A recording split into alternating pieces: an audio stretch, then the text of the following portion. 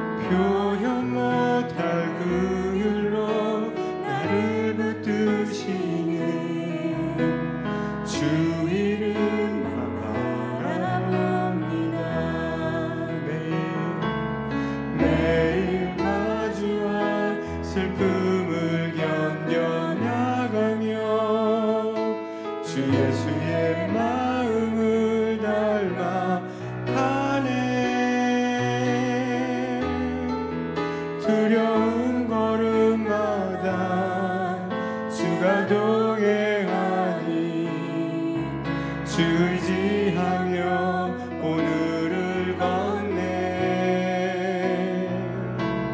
주의 신실한 소망을 깊이 담으며 주 예수의 풍요를 채워 하나님의 자녀로 명예 지켜가며 깊어진 삶을 주께 드리네. 우리 한번 다시 찬양 부르겠습니다. 은혜로 날 보듬으시고 사랑으로 품어주셔도 내 마음 한 자락도 지키지 못하는 이 모습 부끄럽습니다. 따스한 곁을 내어주신 주님 앞에 나갑니다. 표현 못할 긍휼로 나를 붙드시는 주 이름만 바라봅니다. 매일 마주한 슬픔을 견뎌나가며 주 예수의 마음을 닮아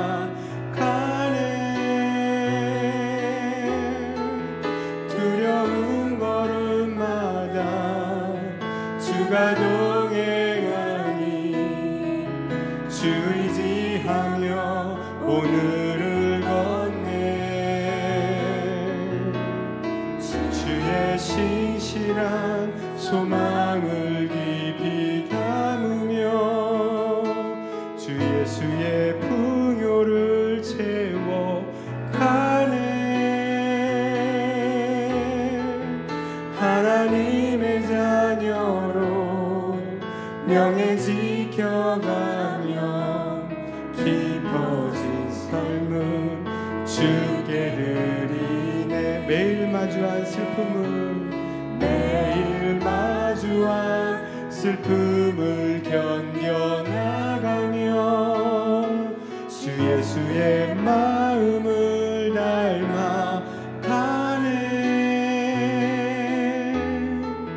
두려운 걸음마다 주가 동행하니 주 의지하며 오늘을 걷네.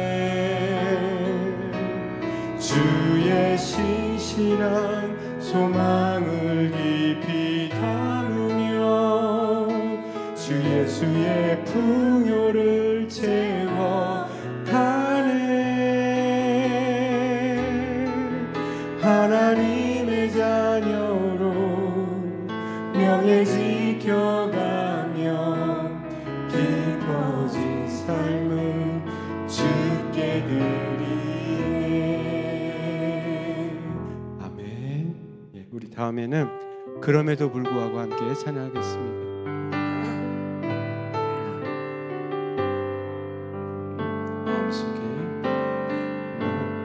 마음속에 어려움이 있을 때, 마음속에 어려움이 있을 때, 마음속에 어려움이 있을 때 주님 내게 먼저 오사 내 마음을 만지고 주님 앞에 나올 수 없을 때, 주님 앞에 나올 수 없을 때, 주님 앞에 나올 수 없을 때 주님 날 먼저 안으시네.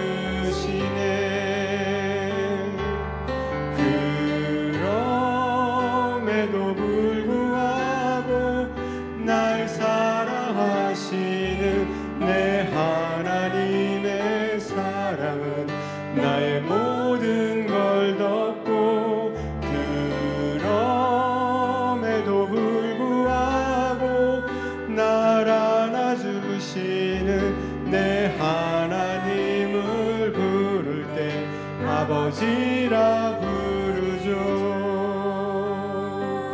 아멘. 예, 우리 모두 일어나셔서 임예송으로 함께 예배를 시작하겠습니다.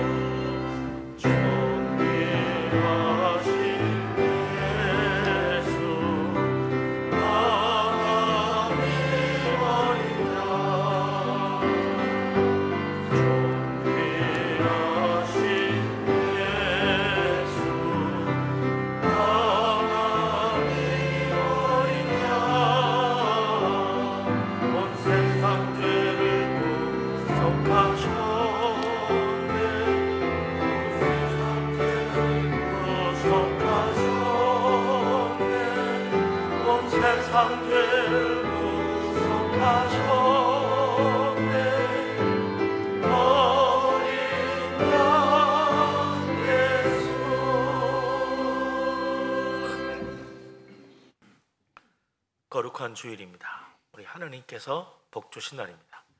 마음을 하나님께로 향하며 믿음으로 예배합니다.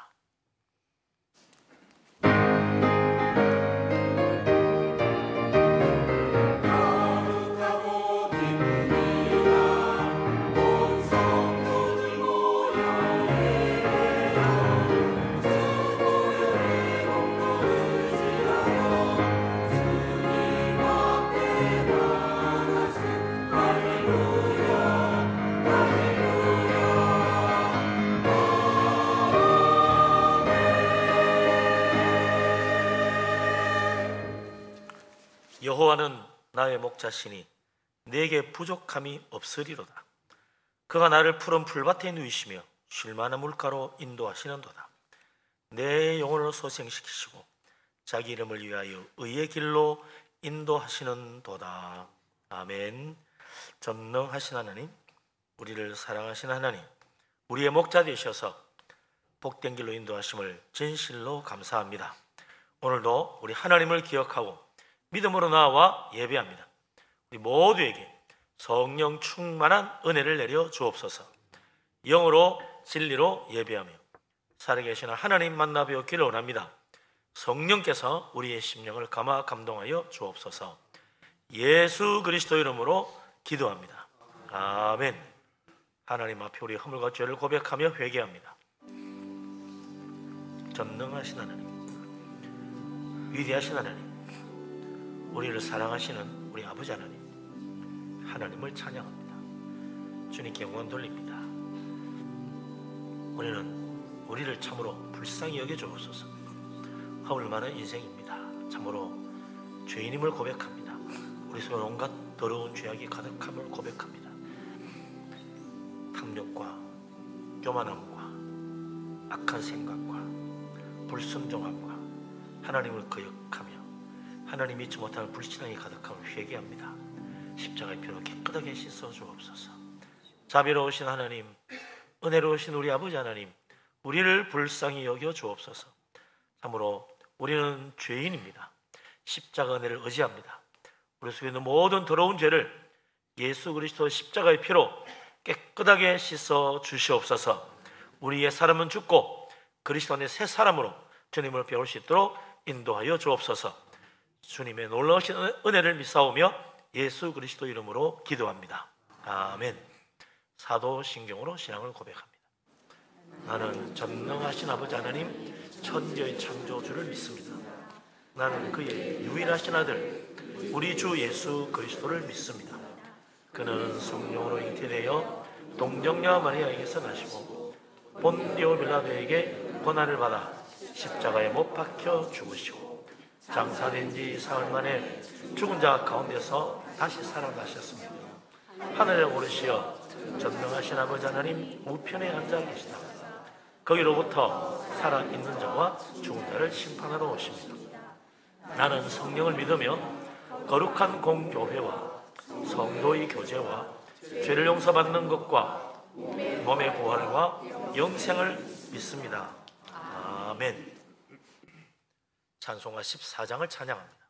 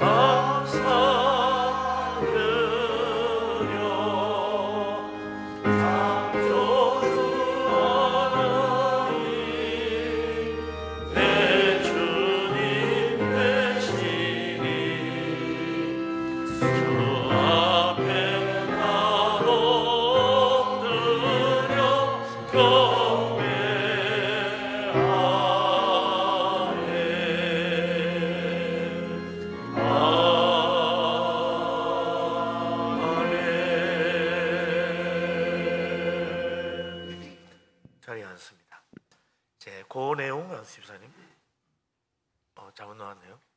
접어줄 건데 김지석 장로님 기도합니다.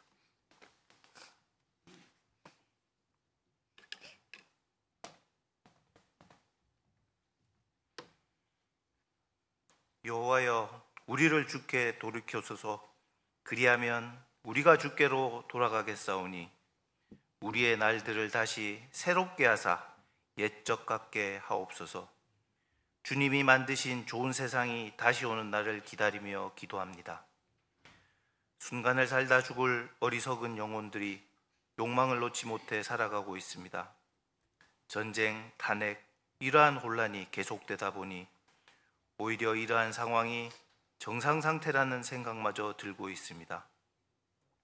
주님이 만든 인간과 세상은 이러한 혼란 속에서 같이 살아가야만 하는 건가요? 혼란한 세상, 차분히 자기를 돌아볼 시간과 여유를 주시고 주신 말씀을 묵상하며 하루하루를 강건하게 살아가기 원합니다.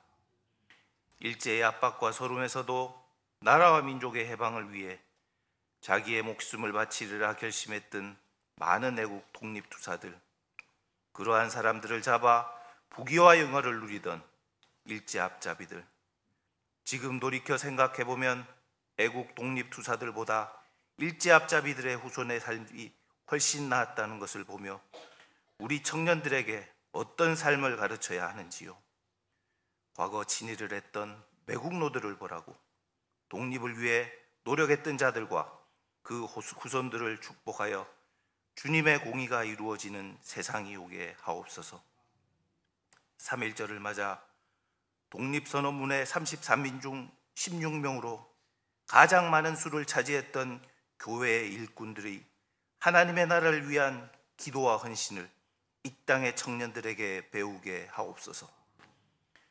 자신의 이익을 위해 거리로 나가 사람들을 선동하는 사이비 종교 목사들 때문에 이 나라의 독립과 민주주의의 발전을 위해 피 흘린 교회의 이름이 더럽혀지지 않게 하시고 이념 정치에 매몰되지 않게 하시고 주님의 말씀으로 무장한 청년들이 자신의 미래를 설계하는 데 든든한 버팀목이 되는 교회가 되기를 기도합니다. 이제 100년이 흘러 세상이 교회를 바라보는 시선이 아집과 불통, 증오, 나아가 비웃음의 대상이 되었다는 것을 회개하며 스스로를 변화시키는 일에 힘쓰는 교회가 되기를 기도합니다. 주님의 말씀과 믿음으로 더욱 정진하여 이념과 전쟁으로 분단된 한반도의 통일을 하루속히 이루고 민주주의와 경제 발전을 동시에 이루어 이 나라가 전 세계의 본이 되는 나라가 되기를 기도합니다. 자기를 희생하신 예수님의 사랑으로 남을 위한 간절한 기도로 새로운 세상을 후손에게 넘겨주도록 노력하는 교회가 되도록 기도합니다. 그저 어지러운 정치 속에서도 사람들이 흔들리지 않고 세상의 중심이 되는 교회, 약한 자들에게 선한 마음과 물질로 도움을 주는 교회, 성도들 간에 서로 사랑하며 인사와 위로를 나누며 살아가는 분이엘 교회가 되도록 하옵소서. 선포된 말씀으로 또 한 주간을 주님의 제자로 살게 하시고 아침 일찍 열정적으로 준비한 호산나 성가대의 찬양을 홀로 받으시고 이 시간 예배를 위한 준비한 모든 손길을 축복하여 주시옵소서. 주님이 보시기에 아름다운 세상이 다시 올 것을 믿사오며 이 모든 말씀 예수님의 이름으로 기도드렸습니다.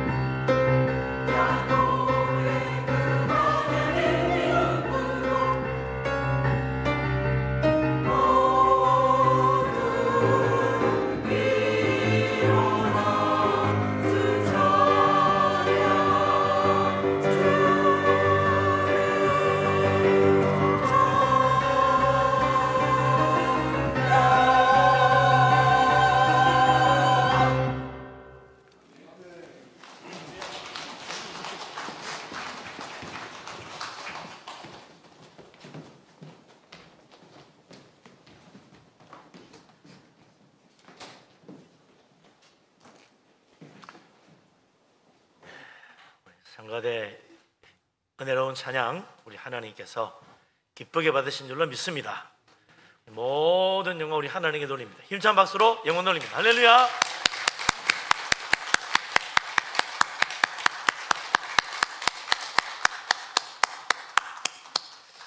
예, 한 주간 또 이렇게 잘 지내다가 교회 왔습니다. 서로 반갑게 인사하고 축복하며 교제합니다. 반갑습니다. 사랑합니다. 축복합니다. 은혜 많이 받으시고 범사가 다 잘 되시기 바랍니다. 우리 하나님께서도 우리를 기뻐하시고 하늘 문을 여셔서 물 붓듯이 놀라운 은혜와 축복을 부어 주실 줄 믿습니다. 아멘. 우리 하나님 말씀 보겠습니다. 마태복음 9장 9절에서 13절 말씀입니다.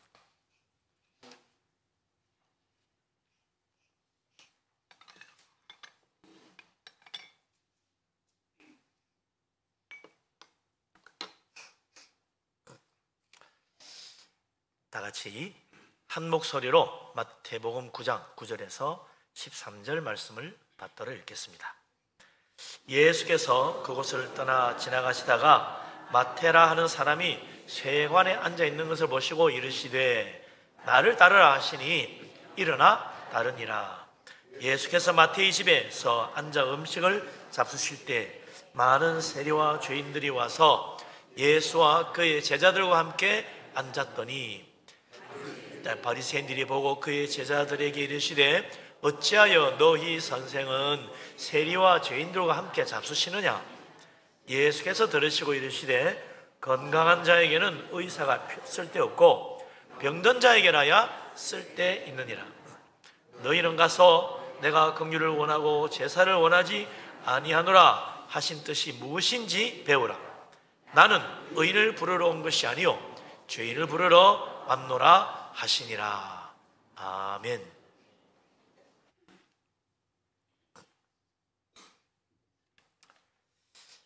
예, 어제가 3.1절이죠. 요즘 워낙 정치가 첨예하게 대립되다 보니까 3.1절인지 아닌지도 잘 모르고 지나가는 것 같아요. 3.1운동이 100년도 전 이야기지만 1919년 3월 1일 날 그야말로 이제 우리나라 방방곡곡이 다 우리 대한독립 만세를 외치는 그런 큰 사건의 시작이 이루어진 거죠. 또 일제 탄압도 참 극심했습니다만 이 3.1 운동, 이 3.1 만세 운동이 끼친 영향이 얼마나 큰가? 우리나라로 보면 그동안 각자 흩어져 가지고 나름대로 독립운동하는 사람들이 다 하나로 모였습니다. 그래서 상하이에서 임시정부를 만들고 뜻을 모아서 우리가 함께 나라의 독립을 위해서 싸우자 그렇게 됐어요. 그런데 한 달, 두 달, 석 달 지나가 보니 뜻은 같은데 독립에 대한 뜻은 같은데 방법이 다 틀려. 그래가지고 결국 이 합의가 안 되고 쪼개지기 시작합니다. 그때부터 이 참 양쪽의 대립이 시작된 거죠. 이 3.1 운동은 우리나라 독립운동에만 큰 영향을 미친 게 아니고 당시 온 세계 약소국들에게 큰 충격과 영향을 주었습니다. 아, 저렇게 모두가 힘을 합하여 나라의 독립을 위해서 하나 되어서 투쟁을 할 수 있구나, 이런 사실을 새롭게 알게 된 거죠. 그러고 보면 이 한류라는 게 이미 100년 전부터 3.1 운동 때부터 한류가 세상에 영향을 줬다, 그렇게 생각할 수 있습니다. 우리나라가 참 사실은 대단한 거죠.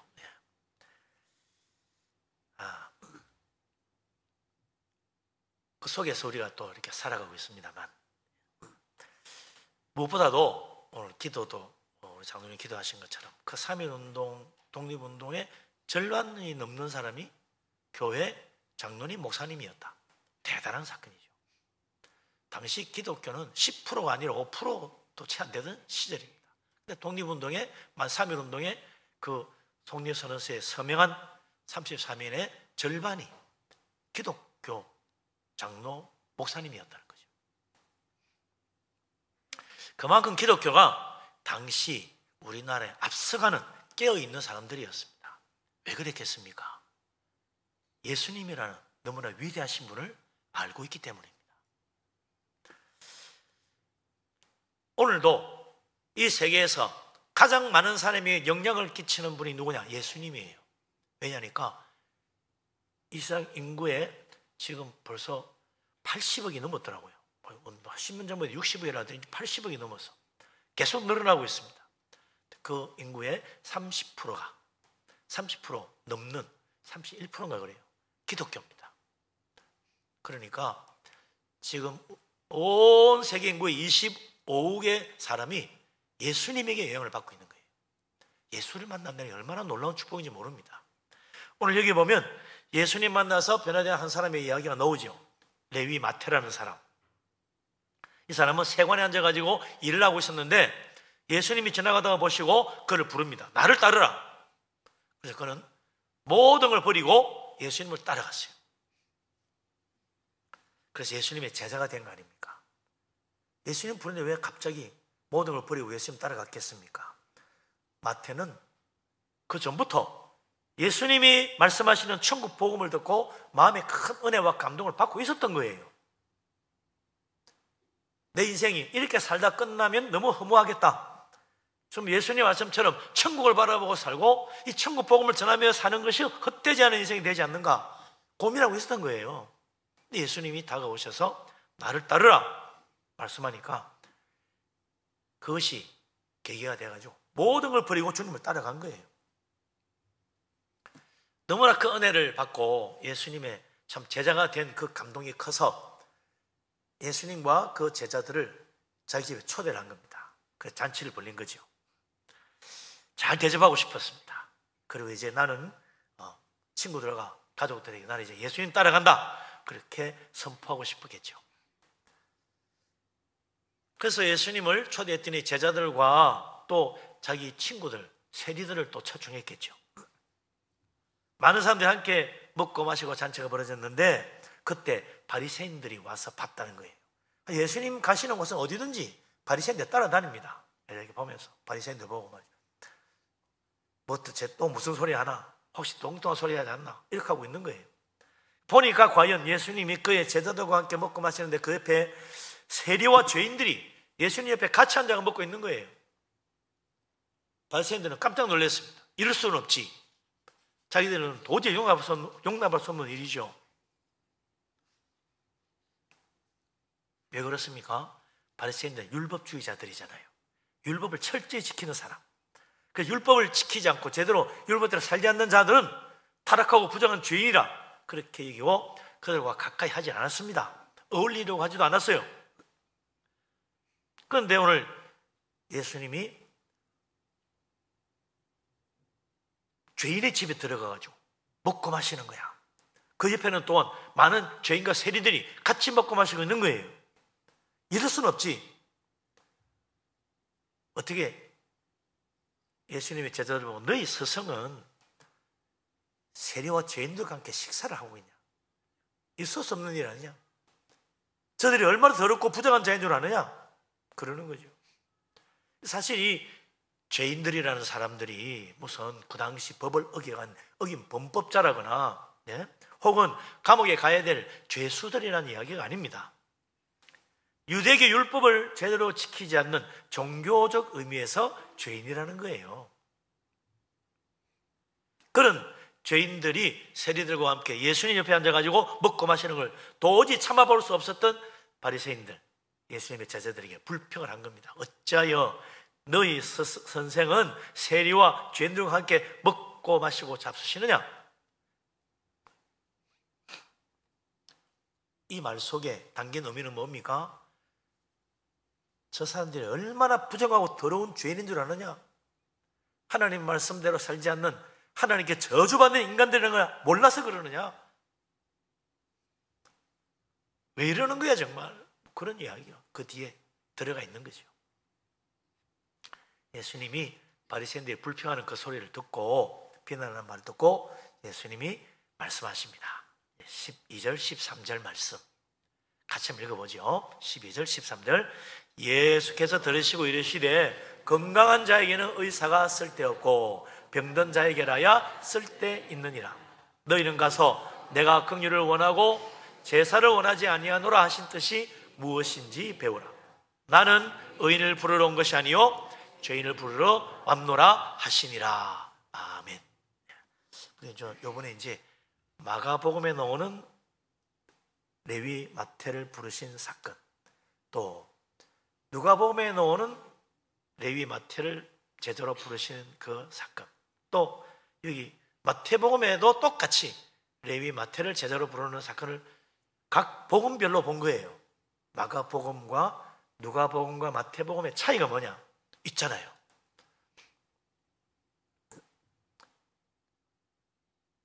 마가복음에는 분명히 레위가 예수님이 말씀 전하는 걸 들었다는 것을 우리에게 은근히 밝히고 있습니다. 또 누가복음은 예수님께서 오신 것은 의인을 부르러 온 게 아니고 죄인을 부르러 왔는데 그 목적이 회개하기 위하여 한 것이다. 주님은 죄인을 부르시는데 회개시키려고 죄인을 부르신다. 그게 누가복음의 강조점이죠.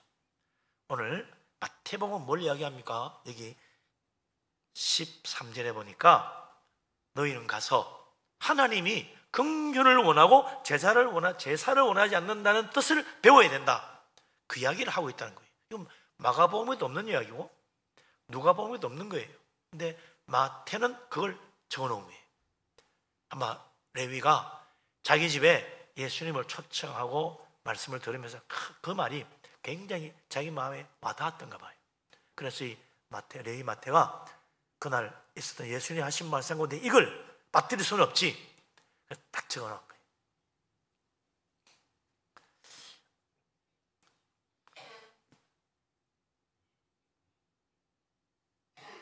예수님께서 그 바리새인들이 하는 불평을 들으시고 말씀합니다. 건강한 자에게는 의사가 쓸데없다. 그러나 병든 자에게 필요하다. 이 말은요, 예수님이 지어낸 게 아니고 당시 그 사회에 통용되던 속담 같은 거예요. 우리나라도 속담 많이 있잖아요. 이 말씀도 당시 사람들이 잘 아는 속담입니다. 그래서 의사는 병든 자에게 필요한 거야. 건강하면 의사가 필요 없어. 우리 건강 잘 지켜서 의사 필요 없이 살아야 되지 않겠어. 요즘도 그런 생각하잖아요. 그런 말인 거예요.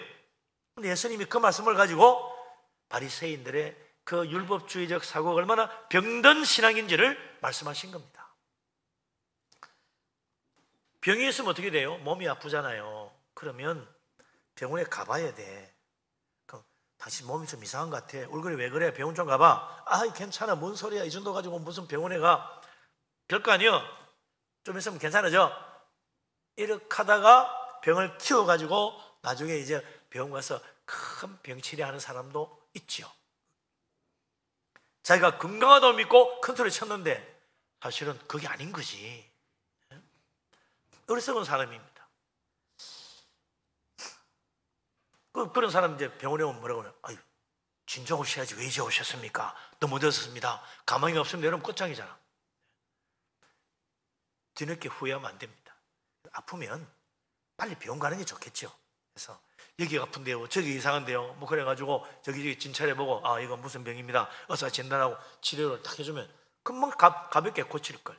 아니 그걸 거짓을 피우고 괜찮아 이게 무슨 병이야, 뭐 이 정도는 괜찮아. 그러다가 이제 병 커져가지고 중병 돼가지고 생고생하는 사람들이 있다 이거죠. 또 우리 몸만 병드는 게 아닙니다. 우리 마음도 병이 든다. 우리 영혼도 병든다는 거예요. 마음이 병들면 어떻게 되는가? 생각이 잘못된 생각을 하게 됩니다. 영혼이 병들면 어떻게 돼요? 믿음이 잘못된 믿음을 가지게 되는 거예요. 굉장히 중요한 거죠. 그런데 육체의 병은 의사가 있고 약이 있는데 이 마음의 병, 영혼의 병, 생각이 병들고 믿음이 병들었을 때 어디 가서 고치느냐 말이죠. 예수님 말씀은 그거잖아요. 내가 마음의 병과 영혼의 병을 고치는 의사다. 그 이야기를 하는 거죠. 우리 여호와 하나님은 우리에게 말씀, 나는 모든 질병을 치료하는 치료의 여호와 하나님, 여호와 라파라 하잖아요. 근데 이 하나님, 여호와 하나님이 나는 너희를 치료하는 여호와 하나님이라 그럴 때, 그 출애굽기 15장에 보면 하나님 뭐라 그러냐면, 너희가 내 말을 듣고 내 계명을 잘 지키면 내가 너희가 애굽에 있던 모든 질병을 고쳐주겠다. 나는 치료하는 여호와다 그랬어요. 아니, 병 고치는데 하나님 말씀 듣고 하나님 계명대로 살라니, 병을 물리치려면 너희들 건강하도록 매일 아침 운동을 하고 건강한 음식을 먹고 그렇게 해서 아프지 않도록 해라, 이렇게 해야 되지. 하나님 말씀대로 지키고 계명을 잘 지키면 내가 애굽에 있는 모든 병을 걸리지 않도록 내가 너희를 치료해 주겠다. 뭐가 좀 안 맞잖아요.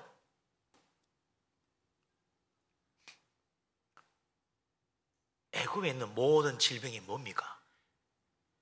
이스라엘 백성들이 애굽에서 나와가지고 40년 광야 생활하면서 가장 큰 애굽의 질병이 뭐냐? 우상 숭배의 병이에요. 못 고치는 거야. 모세가 십계명 받으러 올라간 그 사이에 금송아지 만들어 섬긴 사람들입니다. 영혼이 병들었던 거지. 그들은 육체의 고통, 노예 생활이 힘들었지만 그 영혼이 애굽에 더러운 그 우상 숭배의 질병에 오염이 돼가지고 찌들린 영혼의 병을 앓고 있다는 사실을 제대로 몰랐던 거예요. 그래서 틈만 나면 하나님 거역하고 우상 숭배하려고 그랬어요. 그 병이 계속 이어져가지고 저 가나안 땅 들어가서 1000년이 지나도록 그들은 우상 숭배의 이 더러운 영혼의 병을 못 고쳐서 결국은 하나님이 진노하심으로 나라가 멸망했잖아요.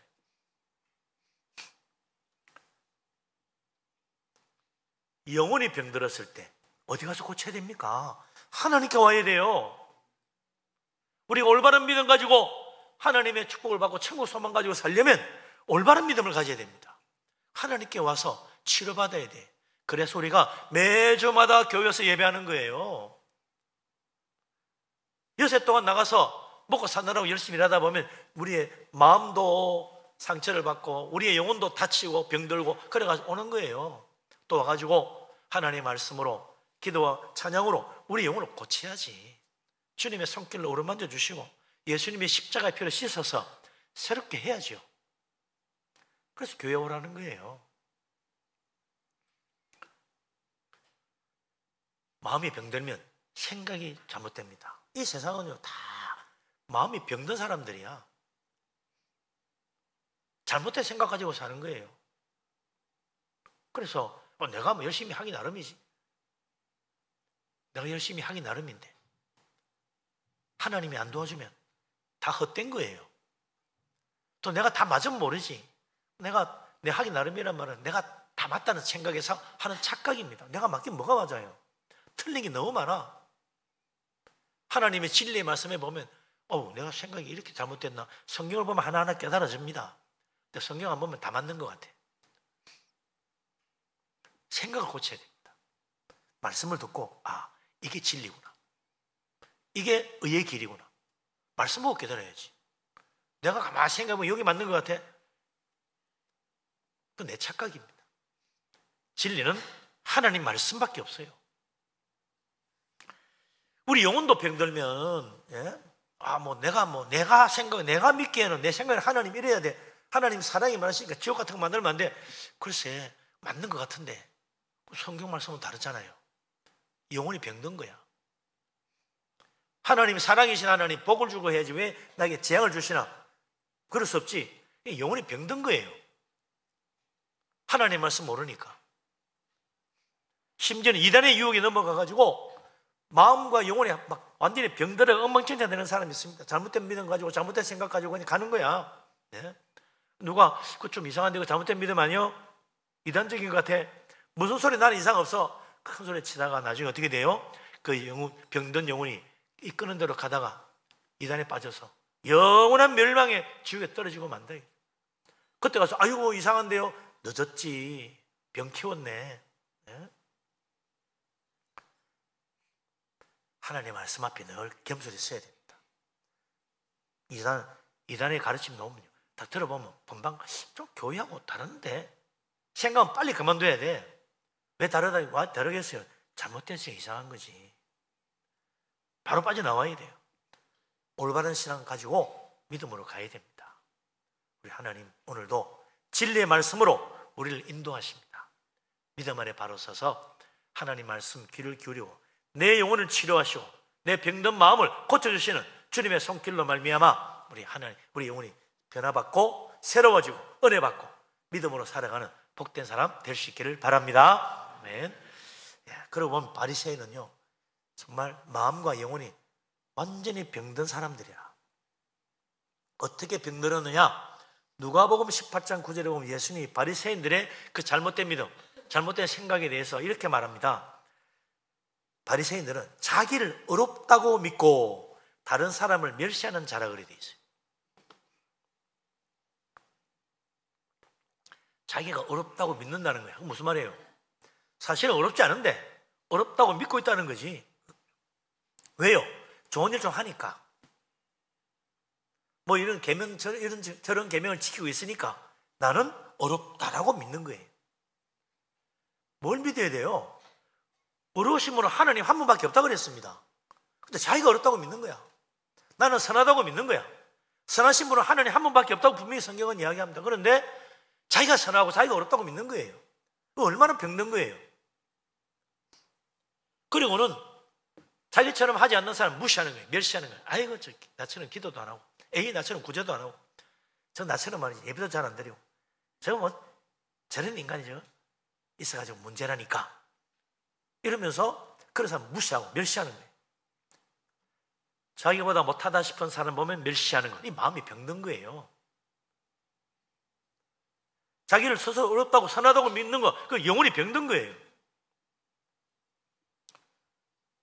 얼마나 거짓되고 위선적입니까? 조금만 보면 내가 얼마나 죄가 많은지 알 수 있을 텐데, 조금만 생각해 보면 내 속에 악한 것이 있구나 금방 깨달을 텐데, 뭐 자기는 어려운 척 선한 척 그러고 있으니 얼마나 거짓되고 위선적이냐 말이죠. 그 예수님이 바리새인들 보고 위선자들아 저주를 받을 것이라고 그랬어요.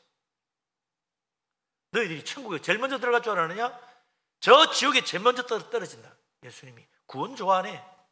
그런 믿음은 엉터리 믿음이야. 자기를 스스로 선하고 어렵다고 믿다니, 그런 거짓된 일이 어디 있어? 우리는 다 죄인인 거예요. 하나님 앞에 죄인임을 늘 고백하고 회개하고 살아야지. 나는 이제 어려워졌어, 난 예수 믿고 구원받았나 어려워져서 나는 이제 선한 사람이야. 아닙니다. 여전히 예수 믿고 구원받고 하나님의 의를 바라보고 살지만 여전히 죄인이요.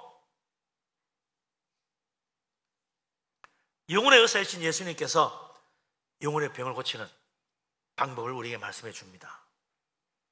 그래서 오늘 13절에 그 말 있잖아요. 예수님이 그렇게 영혼의 병든 바리새인들을 보고 너희들 가서 뭐 하나 좀 배워야 되겠다.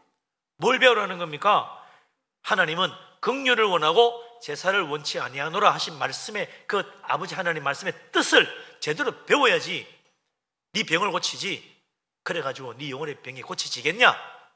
예수님이 그렇게 말씀하신 거예요.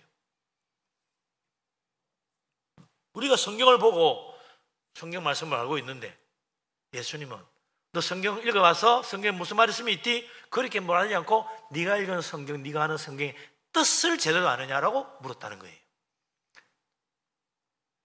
그 말씀을 하신 하나님의 뜻을 배워야 한다.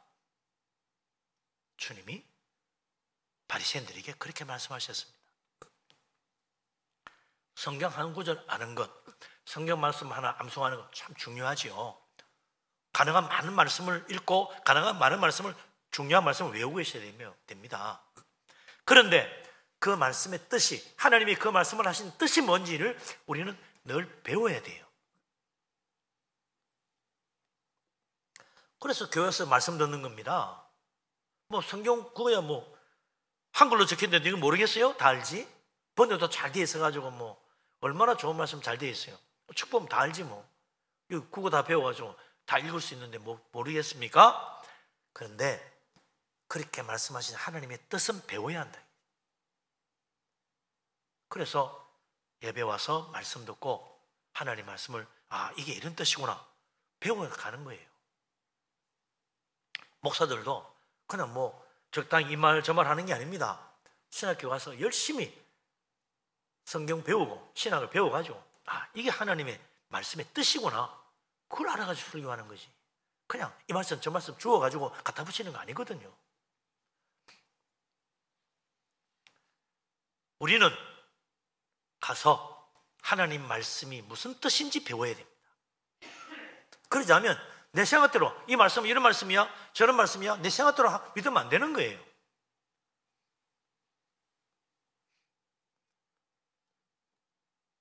왜 우리가 배워야 하느냐?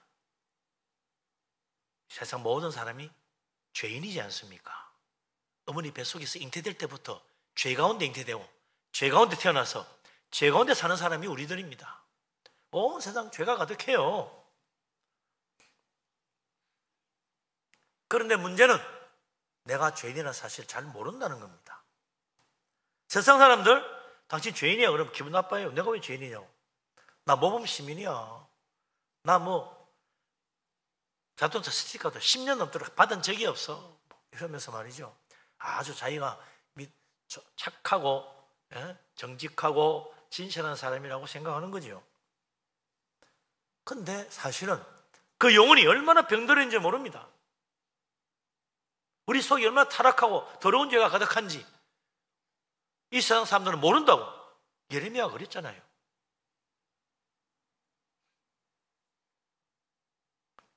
왜 모르냐? 가만 보면 영혼이 맹인이야. 죄로 타락하여 영적 맹인이 돼서 못 보는 거예요. 영적인 거 못 봐요. 내가 무슨 맹인이지? 영적인 거 안 보이잖아. 여기 하나님도 안 보이잖아. 다른 사람 영혼도 안 보이잖아. 영적인 맹인인 거예요. 다 영적인 맹인이에요. 하나님이 우리 영을 띄워주지 않는 이상 못 보는 거예요. 영적을 못 보니까 어떻게 삽니까? 물질적으로 사는 거예요. 육적으로 사는 거예요. 영적인 게 안 보이니까 내 건강이 제일이야. 건강히 살아야 돼. 돈이 있어야 돼. 돈 없으면 안 돼. 구차해서 어떻게 돈 많이 벌었어. 잘 살아야지. 물질적이고 육적이고 세상적으로만 생각하는 게 보이는 게 그거밖에 없으니까 그게 정상인 줄 알아요.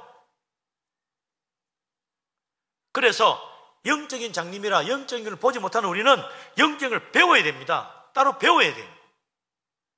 그래야 알게 되는 거예요. 우리가 왜 전도합니까? 제 알아서 믿으면 될 거 아니에요?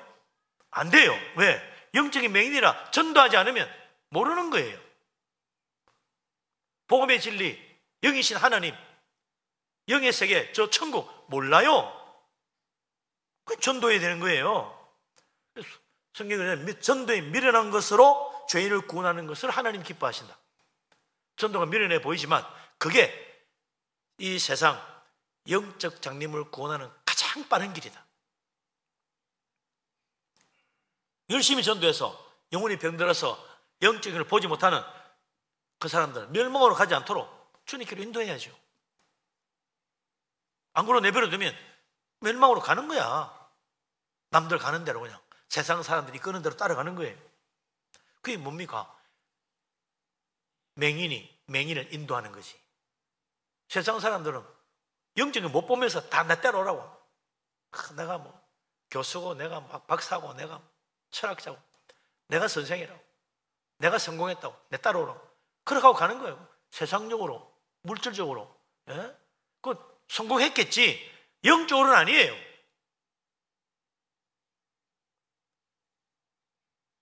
그래서 우리가 복음 전해야 됩니다. 전도해야 됩니다. 알아서 믿기는 무슨 평생 가보세요. 알아서 믿나? 전도해줘야 돼요. 자꾸 이야기해야 돼요. 예수 믿어야 구원받는다고. 이게 복음이 진리라고.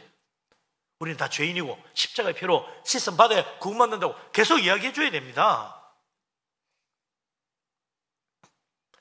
그래서 이 세상에 우리 예수님 온천에 다니며 만민에게 복음 전하고 땅 끝까지 이르러 주님을 정인이 되어가지고 예수님 전도하고 교회로 이끌으라는 거예요. 그냥 안 오니까, 이끌어도 그냥 옵니까? 안 오니까 강건하여 내 집에 가득히 채우라고 주님 그러신 거예요. 잘 안 온다. 그러니 강건해야 된다. 한두 번 말하고 안 된다. 자꾸 이야기해야 되지. 그냥 되는 법이 없다. 주님이 그러시는 거예요. 모르니까 자기 고집 피우는 거죠. 그런데 더 큰 문제는 세상 사람은 정말 몰라서 그렇다 치고 교회 다니고 예수 믿는 사람들은 이제는 정말 영적인 눈을 제대로 뜨고 하나님 바라보고 믿음으로 살아야 되는데 우리도 여전히 영적인 맹인이라 하나님이 안 보이네. 예? 우리 영혼이 안 보이네. 그래서 세상은 그러잖아요. 전도하면 하나님 봤어? 나도 보이죠. 그럼 믿을게. 이런다고. 그런 말을 하면 아이고 나도 못 봤는데 어떡하지? 고민하는 사람이 있어요.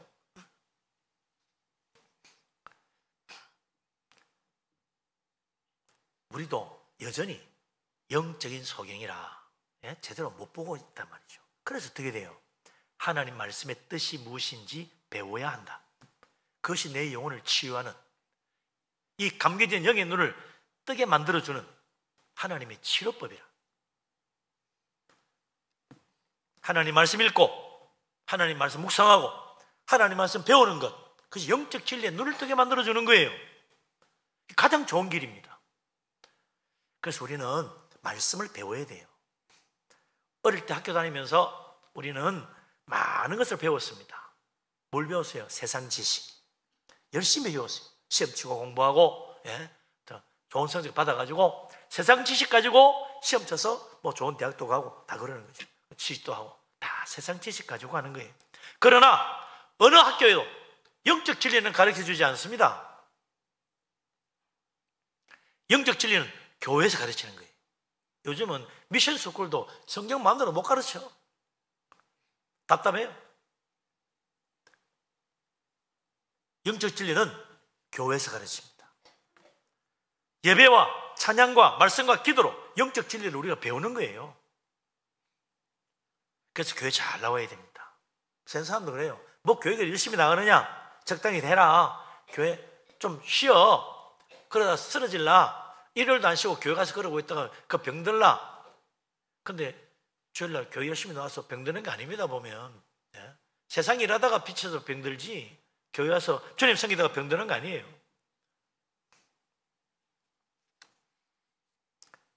진짜 문제는 영혼이 병들어서 그대로 가는 게 문제지. 교회의 중요성을 모르니까, 이것이 내 영혼을 치료하는 하나님의 치료의 손길이 있는 곳이라는 걸 모르니까 교회 뭐 그래 열심히 가느냐고, 적당히 가라고, 오늘 좀 교회 좀 가지 말고 좀 우리가 같이 있으면 안 되냐고 그런 소리를 하는 거예요. 육체의 병을 고치는 곳은 병원이지만 영혼의 병, 마음의 병을 고치는 것은 교회다. 교회밖에 없다. 그 교회 오면 하나님이 처방전을 내려줍니다. 그게 뭐예요? 하나님 말씀. 이거 읽고 이 말씀 듣고 이 말씀 묵상하고 이 말씀 배워서 하나님의 뜻이 무엇인지 깨달아라. 그러면 네 영혼이 고침받고 네 마음이 새로워지느니라. 주님 말씀하는 거예요. 그래서 부지런히 읽고 부지런히 배워서 하나님이 이런 말씀을 하시는구나 꼭 깨달아야 됩니다. 그래서 하나님이 사랑하라고 하네. 나는 화가 나가지고 있는데 하나님이 용서하라고 하네. 나는 저런 인간 도저히 못 보겠는데 주님은 그를 허물을 덮어주라 그러네. 이게 하나님의 사랑이네. 꼭 배우는 거예요. 오늘 우리가 성경을 말씀에서 배워야 되는 하나님의 뜻 가운데 가장 중요한 것, 그게 뭐냐? 바로 오늘 읽은 말씀이 그거잖아요. 13절에. 이건요 정말 우리가 암송해야 될 중요한 말씀이에요. 13절 마음에 새겨야 돼. 뭐라고 했는가? 다시 한번 보십시다. 아까 봤지만 다시 한번 읽겠습니다. 13절 너희는 가서 내가 긍휼을 원하고 제사를 원하지 아니하노라 하신 뜻이 무엇인지 배우라. 나는 의인을 부르러 온 것이 아니요 죄인을 부르러 왔노라 하시니라. 아멘. 예수님께서 너희가 가서 제대로 배우러 가신 그 말씀은 하나님은 긍휼을 원하신다. 제사를 원하지 않고 긍휼을 원한다는 이 말씀의 뜻이 뭔지 배우라는 거예요.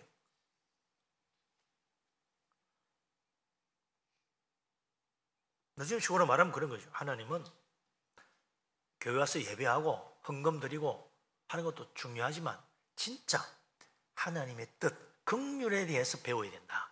그 말씀하는 거죠. 이 말씀은 구약 성경 호세아서 6장 6절에 있는 말씀을 그대로 가져온 겁니다. 번역이 조금 다르긴 하죠. 호세아서 6장 6절에 보면 하나님 말씀하기를 나는 인애를 원하고 제사를 원하지 아니하며 번제보다 하나님 아는 것을 원하노라. 그렇게 되어 있어요.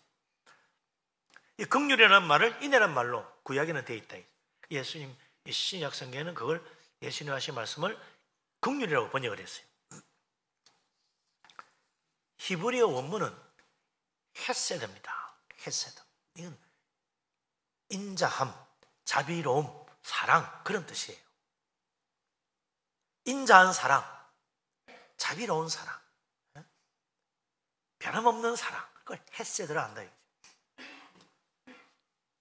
우리가 사랑을 배우는데 세상 사랑 말고 인간적인 사랑 말고 하나님의 사랑, 그걸 배워야 된다.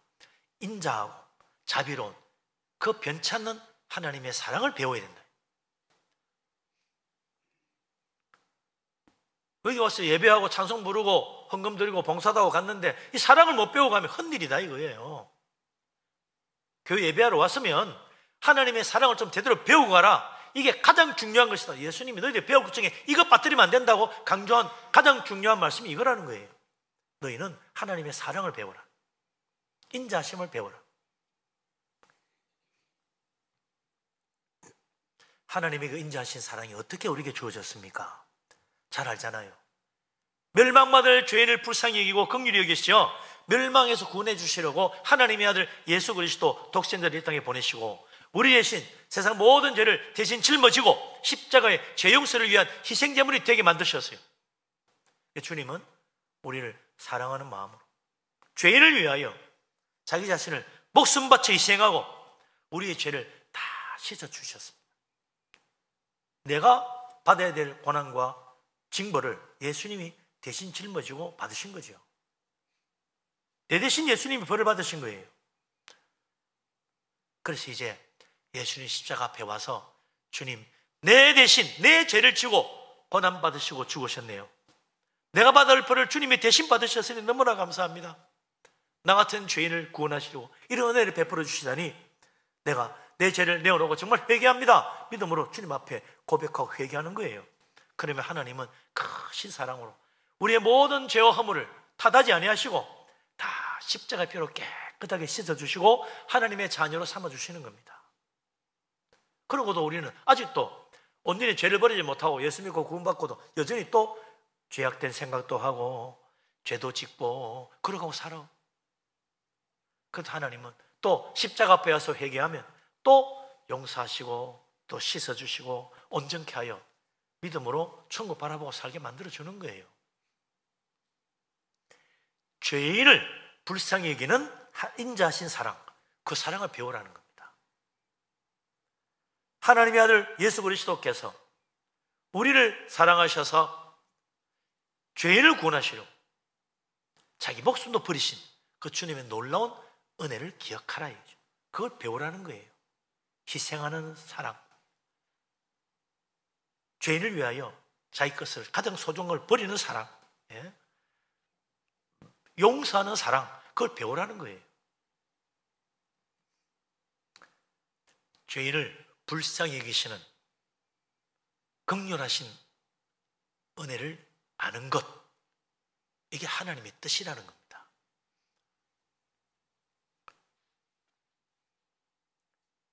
예배만 드리고 가는 사람 되면 안 됩니다. 오늘도 하나님의 사랑으로 다시 한번 내 마음을 가득히 채우고 돌아가야 한다는 거예요. 그러고 보면 이 하나님의 놀라운 사랑, 그 긍휼한 사랑을 아는 사람은 그죠? 하나님 은혜 감사, 또 감사할 것밖에 없어요. 다 감사하지 뭐. 얼마나 큰 은혜입니까? 모든 게 은혜예요. 하나님의 사랑과 구원의 놀라운 축복, 은혜입니다. 하나님은 은혜, 놀라운 은혜, 날마다 찬양하며 감사하며 사는 거예요. 그게 믿음 생활입니다. 이거 모르면요, 감사가 안 나오는 거지. 이거 모르면 내가 열심히 했는데 말이야, 자기 자꾸 내세워. 내세울 게 없어요. 나는 죄인인데 뭐. 하나님 크신 사랑과 은혜를 받은 거니까 감사할 것밖에 없어요. 모든 영광 하나님께 돌리는 거지. 예? 죄인을 긍휼히 계시는 하나님의 놀라운 사랑, 너무나 큰 은혜 입고 우리가 구원받았는데 이제 우리는 어떻게 살아야 되나? 하나님께 감사하고 사는 것으로 끝나면 안 됩니다. 우리 예수님 그랬잖아요. 내가 너희를 사랑한 것처럼 너희도 서로 사랑하라. 주님이 그러셨어요. 이제 우리는 하나님의 그 큰 사랑의 마음을 가지고 서로 사랑하며 살아야 된다. 이 긍휼한 마음으로 서로를 대해야 된다. 그래서 하나님의 마음, 이 사랑의 마음, 예수님의 마음, 그 사랑의 마음을 우리가 배워야 됩니다. 예수님 마음을 품어야 돼요. 그러잖아요. 죄는 미워하지만 죄인은 사랑하라는 말이 있잖아요. 예? 그 참 명언이라. 하나님의 마음을 가지면, 예수님의 그 사랑의 마음을 가지면 죄는 미워하지만 죄인은 사랑할 수 있게 됩니다. 저 사람 왜 저래? 왜 저 모양이야? 그 사람이 죄가 저렇게 만들었어. 불쌍히 여기고 그걸 사랑하여, 예? 그걸 품어주면 그 죄가 점점 떠나가는 거예요. 그게 중요한 겁니다. 저는 더러운 죄인하고 말도 섞기 싫어, 이러면 안 된다 이거지. 예? 그럼 바리새인 되는 거예요.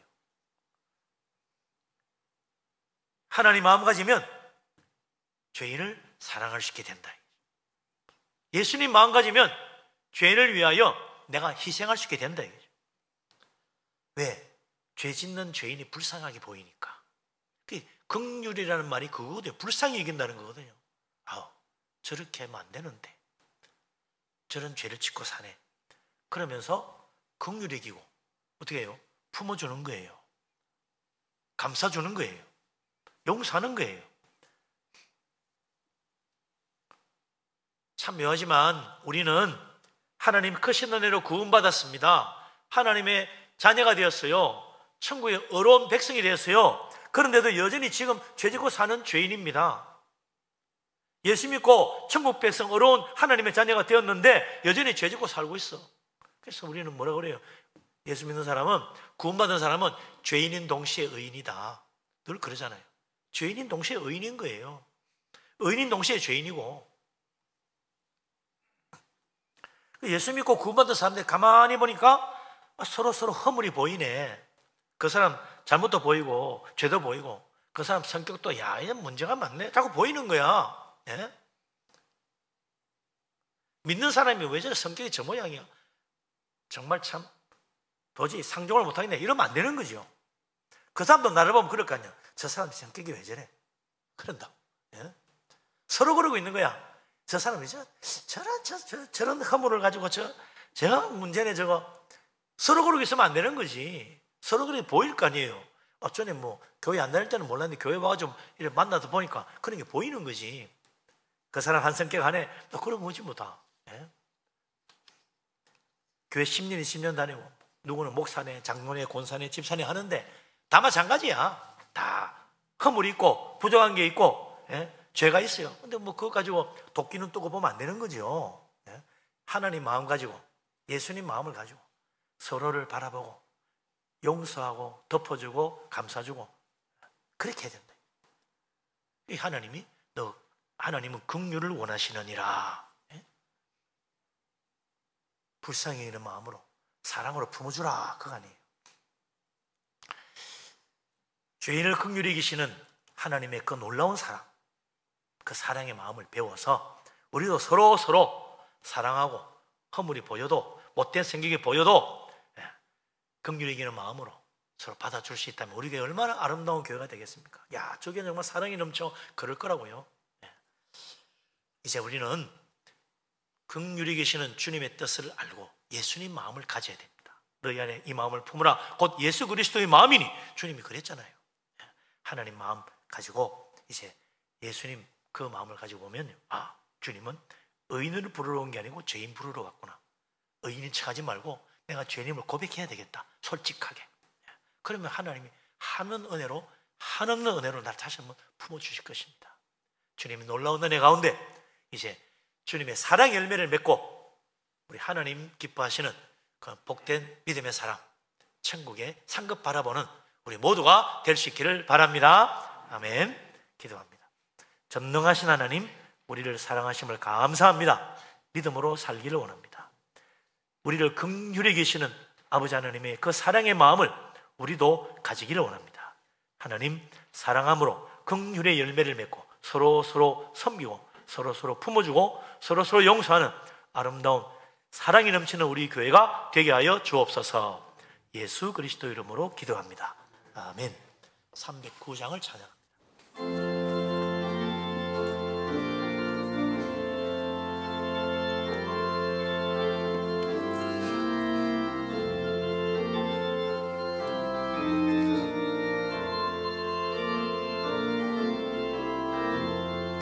목마른 내 영혼 주가 이미 허락한 그 귀한 영생수 주여 갈망합니다.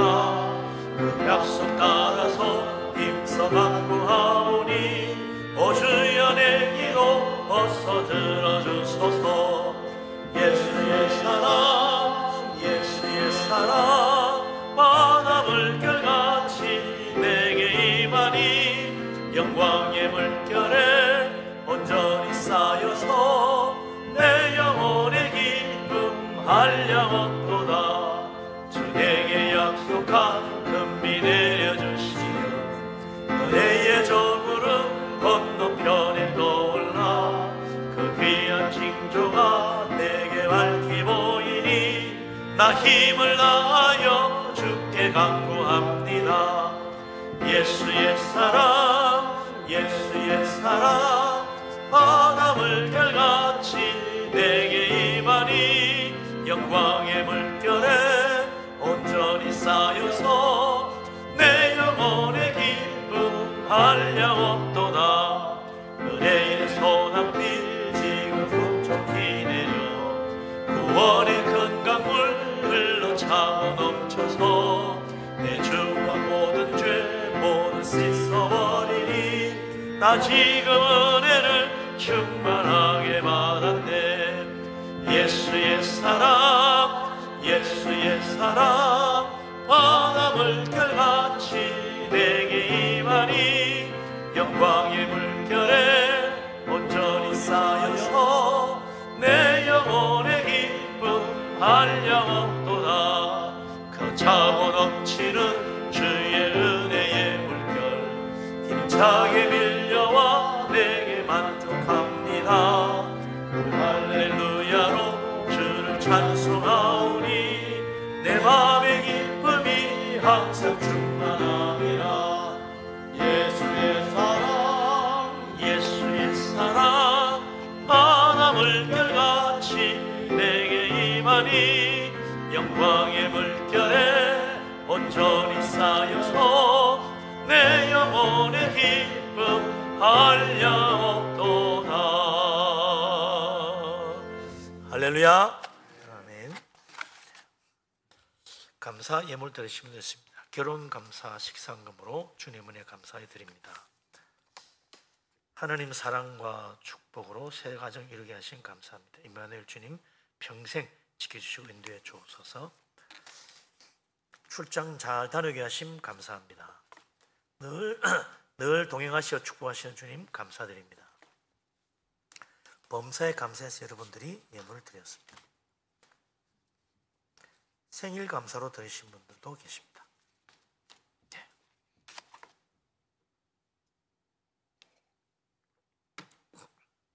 기도합니다. 전능하신 하나님, 우리를 사랑하신 하나님, 크신 은혜 놀라운 축복 감사합니다. 모든 것이 다 우리 하나님께서 주신 것인 줄로 믿습니다. 믿음으로 예물을 드리오니 기쁘게 받아 주시옵소서. 감사함으로 드립니다. 기도 제목마다 응답하시고 범사가 다 잘되게 하여 주옵소서. 11조를 바칩니다. 하느님 약속대로 하늘 문을 여시고 물 붓듯이 복을 부어 그 창고에 쌓을 것이 없도록 가득 채워 주옵소서. 우리 하나님 앞에 성경금을 드립니다. 건축금 바칩니다. 주님 나라와 교회를 위하여 힘을 다해 드렸습니다. 하나님 기억하여 주시고 복을 주시되 그 집에 터가 넓어지며 아름다운 곳으로 치우시며 자녀들도 잘 되게 하여 주옵소서. 주님 앞에 빈손으로 오지 않고 주일 헌금을 드립니다. 주종으로 바치고 1,000번째 드리고 구제헌금 드리며 여러 가지 제목으로 예물들을 드립니다. 하나님 기억하시고 복을 주셔서 들어와도 나와도 다 복받아 잘 되게 하여 주옵소서. 예물을 드리면서 물질과 함께 우리 자신도 하나님께 드려지기를 원합니다. 그리하여 주님 뜻을 섬기며 주님께 영광 돌리는 우리 인생이 되게 하여 주옵소서. 모든 것 감사를 드립니다. 예수 그리스도 이름으로 기도합니다. 아멘. 앉으십니다.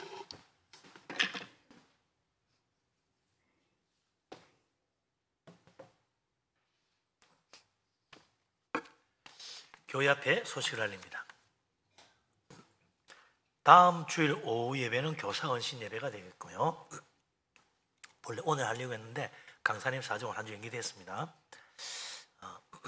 오늘 오후 예배는 우리 교회 새로 오신 한은혜 전도사님, 손윤보 전도사님 첫 설교입니다. 첫 설교니까 많이들 오셔서 은혜 많이 받으시기 바랍니다. 뭐든지 첫째가 중요합니다.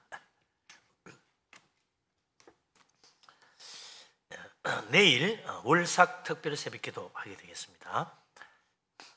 새가족반 겨자씨 성경 공부와 사도신경은 다음 주부터 할 예정입니다. 오늘 우리 중등부 담당하시는 교육 목사님이신 김금태 목사님 부모자 청빙을 위한 재직회가 있습니다. 오늘 여러분들이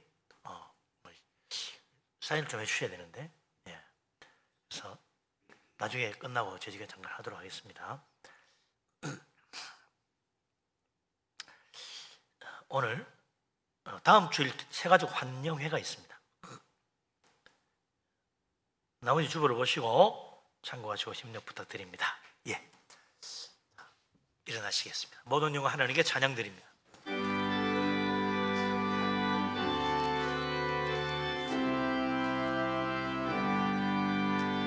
모든 영광을 하나님께, 모든 영광을 하나님께, 온 마음과 뜻 다해 주 사모합니다. 모든 영광을